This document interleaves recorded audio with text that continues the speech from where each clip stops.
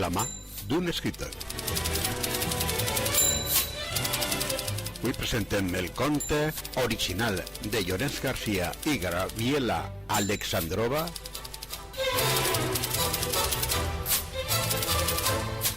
La porta de l'infern.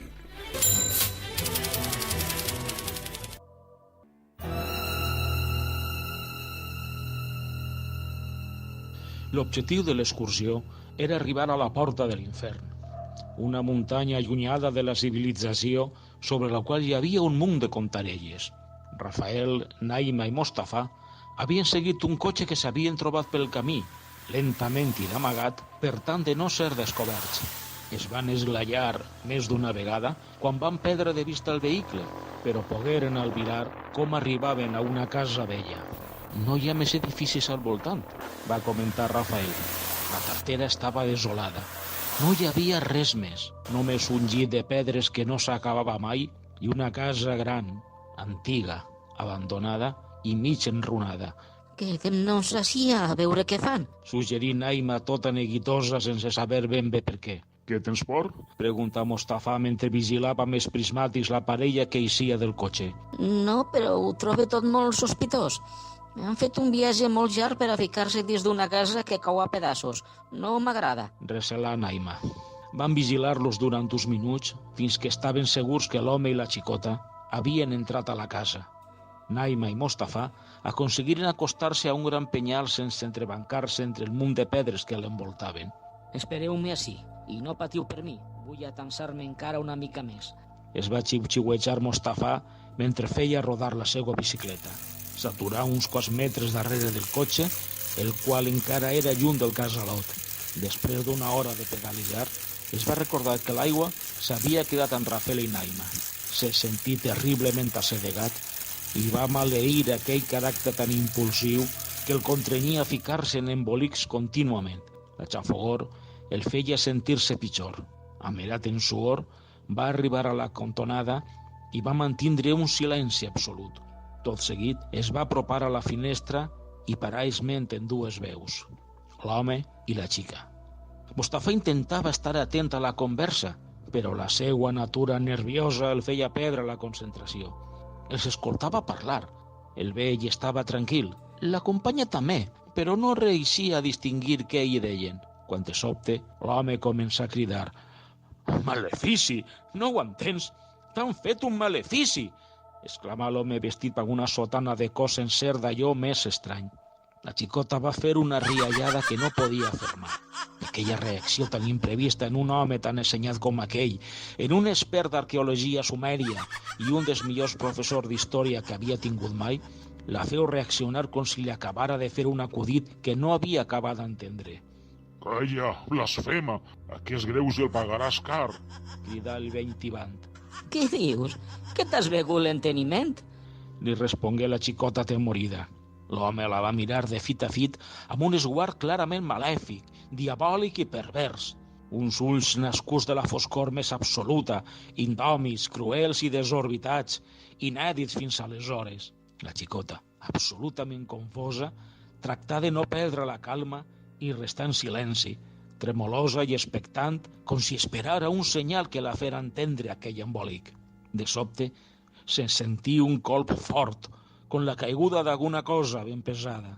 Una polseguera espesseïda acompanyà aquest tro i feu impossible albirar res amb la vista. Un vent del sud-oest començà a fuetejar de manera impetuosa els pins i els matolls quasi esteparis que farcien aquell paratge.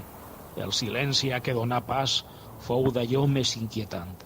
Mostafa tenia el cor molt encogit perquè pressentia algun esdeveniment de caire impactant.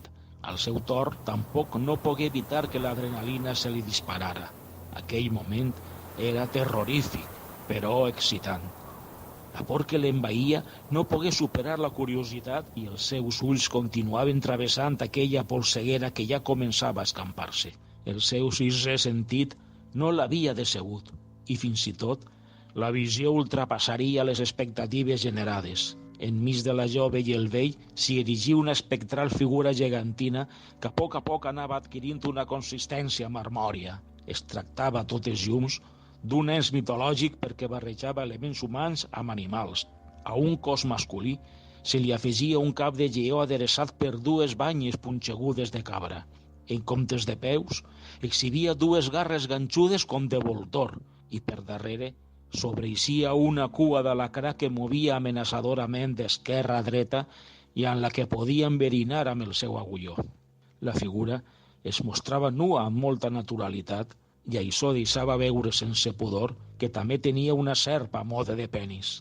Quan aquella composició tan surrealista pareixia no tindre forma de superar-se, de cada costat del cos s'alçaren dues ales d'ampla llargària amb un moviment ràpid però gràcil i prou per estimular una ràfega d'aire que fins i tot remogué el serrell de Mostafà rere el matollar. El vell romangué estàtic, amb els ulls esbatanats i en un silenci més inquietant. La seva capacitat de reacció s'havia vist mermada per aquella visió. En canvi, la xicota somreïa sorneguera i, de sobte, esclatà en una rialla sardònica d'allò més sinistra. Mostafà continuà també impàvid al seu amagatall, però aquella riallada tan celebrada el deixà també esborronat. A la fi, el vell savi recuperà la capacitat de reacció i exclamà: És Pazuzu! Has invocat Pazuzu! Pazuzu! Mostafà superà l'immobilisme de la por, tot i que no havia recuperat el color de la cara, i tragué de la butxaca el mòbil per cercar informació sobre aquell tal Pazuzu. Esbrinar la identitat d'aquell monstre encara el va esgarrifar més. Pazuzu és el rei dels dimonis del vent, fill del déu Hambi en la mitologia sumèria. Havien invocat un dimoni sumeri, el rei de tots plegats. Ara Mostafà recordava en les classes quan una vegada el seu venerat professor de ciències socials va fer-ne esment. Aquesta figura mitològica, comunament representada amb el paimell de la mà dreta pujada i l'esquerra baixada, era el dimoni més poderós de l'antiga Sumèria, el vertader bressol de totes les civilitzacions. La seva presència era molt temuda perquè solia fer acte quan el vent provenia del sud-oest, la qual cosa comportava l'arribada de tempestes, plagues, febres i tots els elements que posaven en risc la supervivència d'una societat que encara era preeminentment agrícola. Però, a banda d'un esperit destructor, Pazuzu també tenia potestat per enviar a l'infern altres dimonis malvats, ja que la seva autoritat era irrevocable i acceptada unànimement. Però per quins sous havien rescatat del passat tan remot aquest ésser al segle XXI?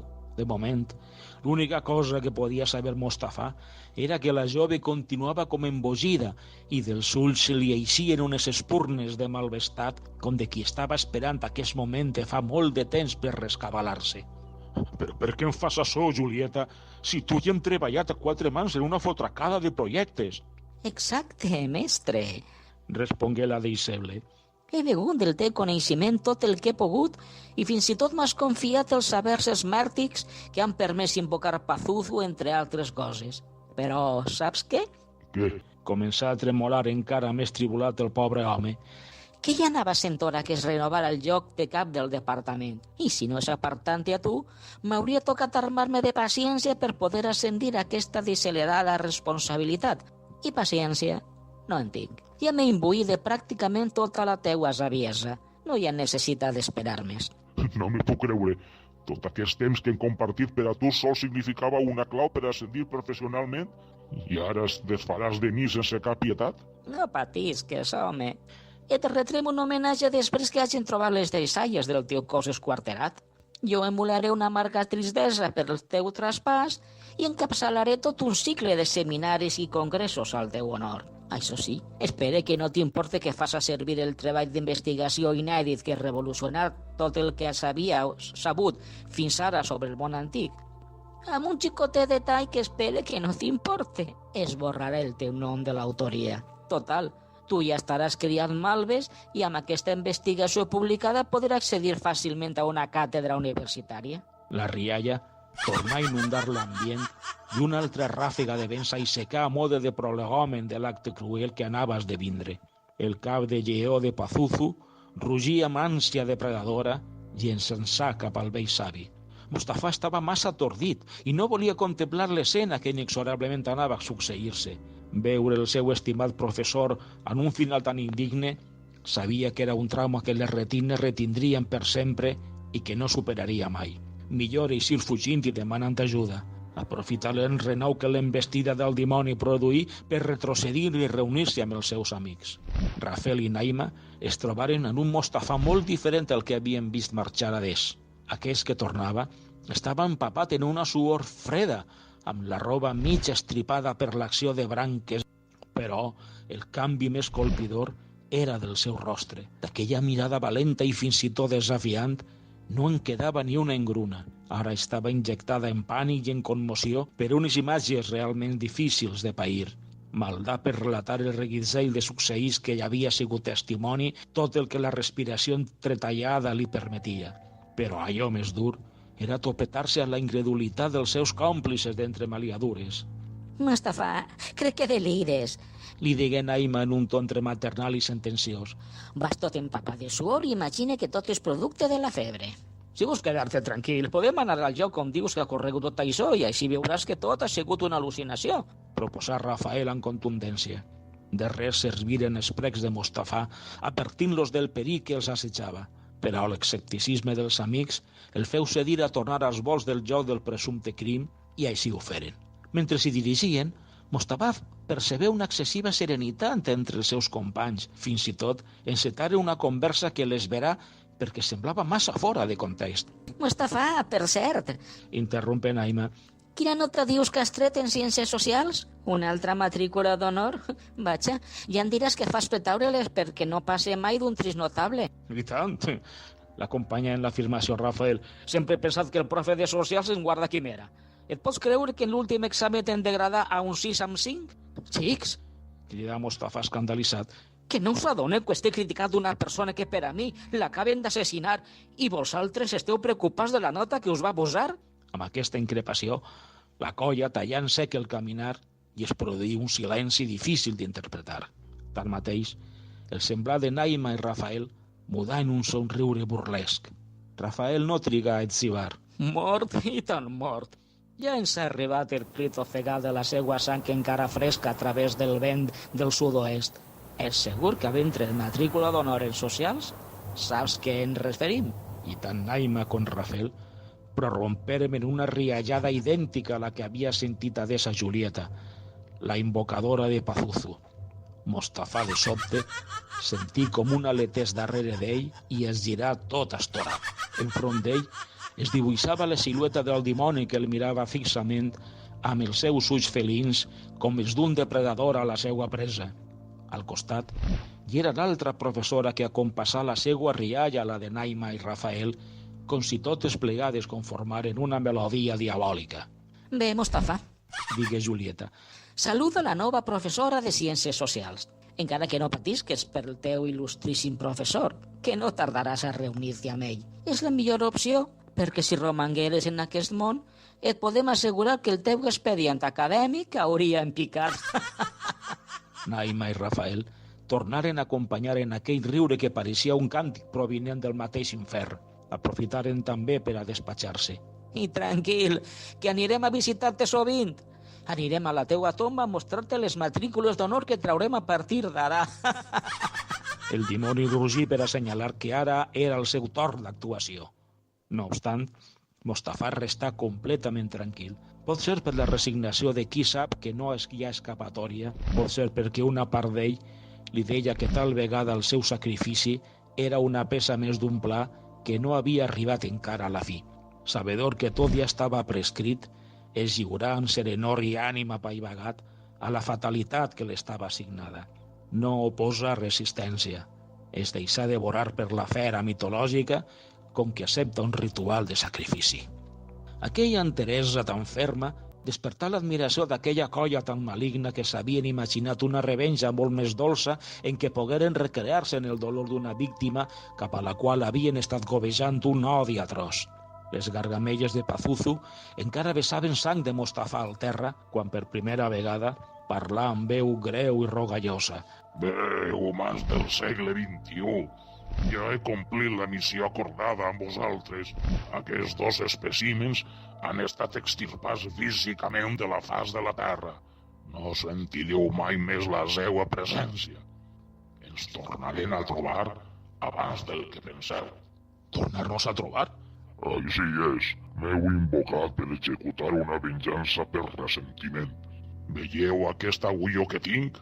Les persones envejoses, rancoroses i ressentides posseeixen el seu verí circulant per les venes. I si voleu que us diga la veritat, em fan pena. Per què? Perquè pateixen doble condemna. Una l'ha de suportar aquest verí en vida. No gaudiran mai d'una existència plena i feliç. La seva vida serà el mateix infern que els espera rere la mort. I allí serà quan patiran turments en l'eternitat i es convertiran en la diversió de les retorçudes ocurrències de tots els dimonis. I Mostafà i el professor? Bé, els acabeu de donar el pas directe al paradís, on resideix el déu An, gaudint d'un estat de sempiterna felicitat. Crec que heu oblidat que jo també era un dimoni justicier. És un detall que de vegades la Wikipedia òbvia. No, no, no, no! Feu un aima en un crit sincer de penediment. Quan ja tot semblava perdut, Pazuzu s'esvaí entre un mar de boira i al seu lloc aparegueren els cossos de Rafael i Julieta brutalment trossejats i cruelment escorçats. I, en canvi, el professor i Mostafà s'hi retrobaren sans i estalvis davant l'atònita mirada de Naima, la qual aprengué una gran lliçó el dia que el mateix dimoni sentí vergonya dels anhels d'aquells que l'adoraven.